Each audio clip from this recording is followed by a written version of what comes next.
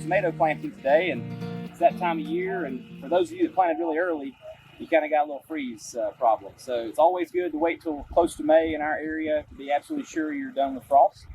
We're right there at that time frame, so we're going to plant today. We've done a little pine bark in our soil to create more drainage, and we've created a little raised bed because we have a little water problem here.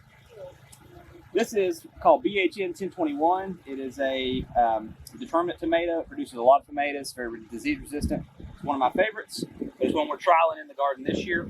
There's two ways to plant tomatoes, either really deep or lay them down, because all along the stem roots will develop. As you can already see on the base of this where roots are starting to develop, where they were close to the soil line. So in the early spring, the soil is still very cool down deep. So if you got a really tall plant, which this one's not extremely tall, you would lay it down to keep it in the warm soil so it doesn't just sit there and get stunted.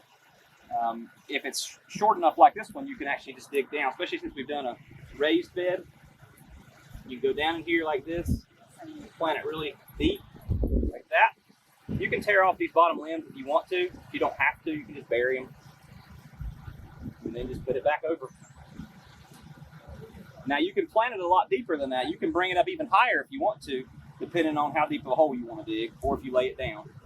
So, pretty easy. Then you go down, about another, this is about 12 inches, so I'm going to go down about another, a little over 2 feet and put another one in. So I'll come down here, I'll do the same thing. I'll get my shovel, dig out my little hole. It's pretty warm down in the soil, especially since you got a raised bed. I'll take off one of these, throw it in, and that's all there is to planting tomatoes.